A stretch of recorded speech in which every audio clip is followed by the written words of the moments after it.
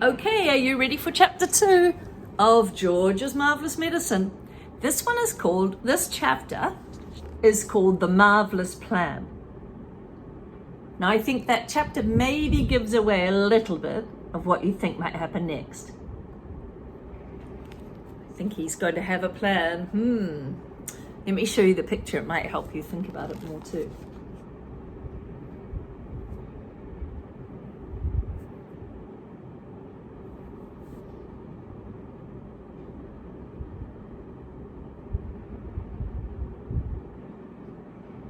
Okay, here we go.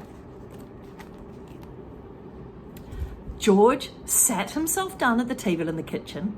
He was shaking a little. Remember, because Grandma had just scared him. Oh, how he hated Grandma. He really hated that horrid witchy old woman. And all of a sudden, he had a tremendous urge to do something about her. Something whopping. Something absolutely terrific.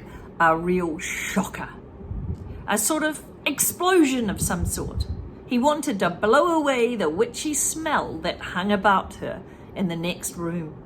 He may have been only 8 years old, but he was a brave little boy, and he was ready to take this old woman on.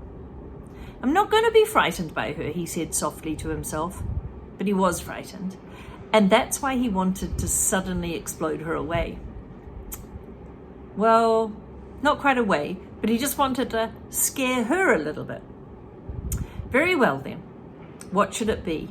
This whopping, terrific, exploding shocker for Grandma. He would like to put fireworks bangers under her chair, but he didn't have one. He would like to put a long green snake down the back of her dress, but he didn't have a long green snake. He would like to have put 6 big black rats in the room with her and locked the door, but he didn't have 6 big black rats.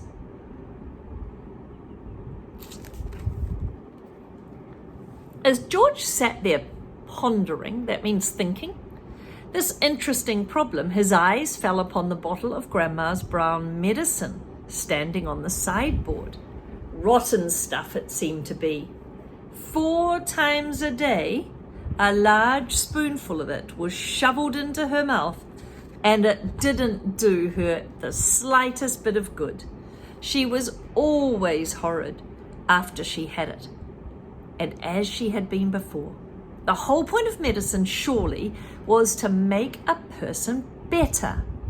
If it didn't do that, it was useless. So, ho, thought George suddenly. Aha! Ho-hum! I know exactly what I shall do. I shall make her a new medicine, one that is so strong and so fierce and so fantastic, it will cure anything completely or blow off the top of her head. I'll make her a magic medicine, a medicine no doctor in the world has ever made. See the name of the book? George's Marvellous Medicine. But so far he's called it a magic medicine. George looked at the kitchen clock. It said 10:05. There was nearly an hour left before Grandma's next dose at 11 o'clock. Here we go then, cried George, jumping up from the table. A magic medicine it shall be. So he's got 1 hour to make a magic medicine for Grandma. Okay, he's going to say a little poem while he does it.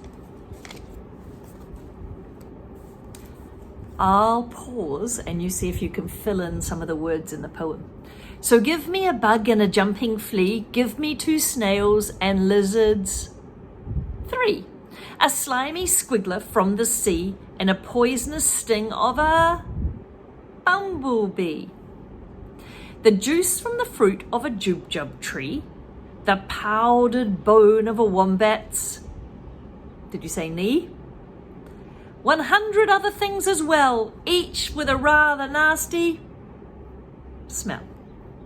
I'll stir them up, I'll boil them long, a mixture tough and a mixture strong.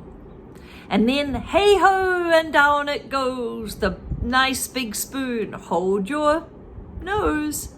Just gulp it down and have no fear. How do you like it, Granny dear? Will she go pop? Will she explode? Will she go flying down the road? Will she go poof in a puff of smoke, start fizzing like a can of Coke? Who knows? Not I. Let's wait and see. I'm glad it's neither you nor me. Oh, Grandma, if only you knew what I've got in store for you. Woohoo! I'm going to keep reading. We're up to chapter 3. George begins to make the medicine.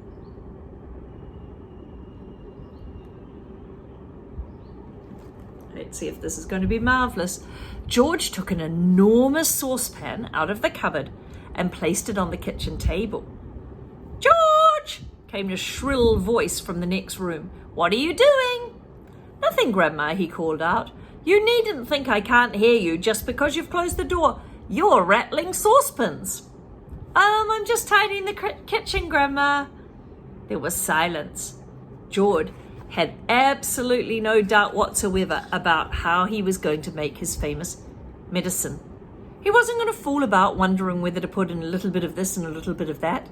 Quite simply, he was going to put in everything he could find. There would be no messing about, no hesitating, no wondering whether a particular thing would knock the old girl sideways. The rule would be this: whatever he saw, if it was runny or powdery or gooey, in it went.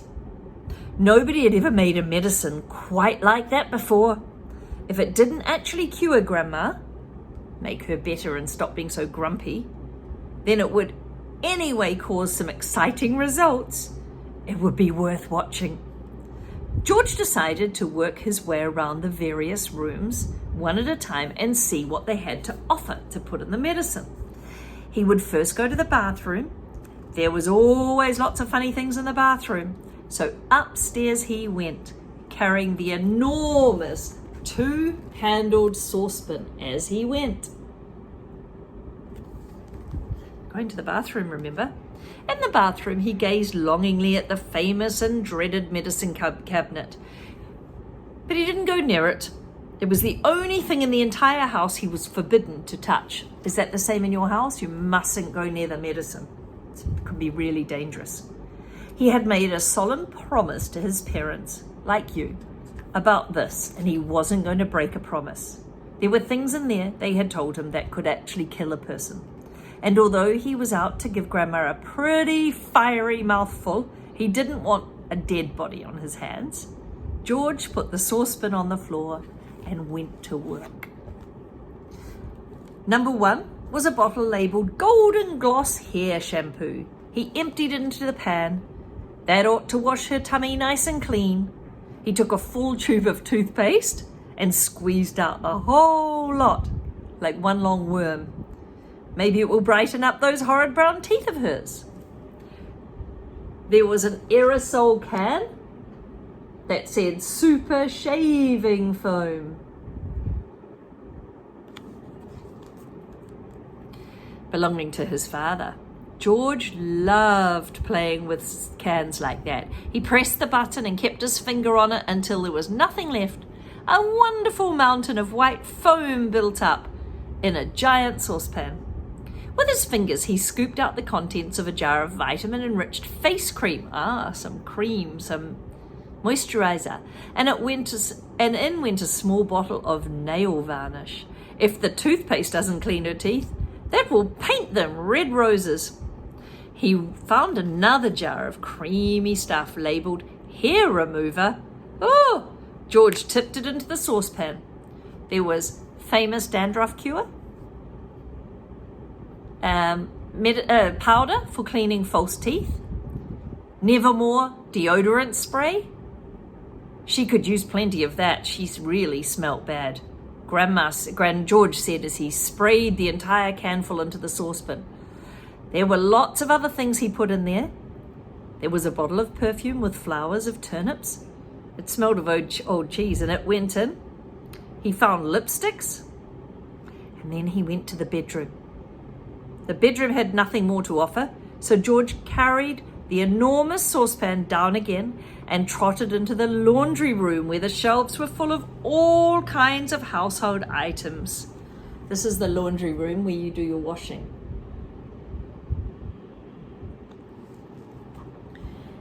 He put in washing powder, and he put in floor polish, and he put in anything he could find that was in a bottle and shiny and bright.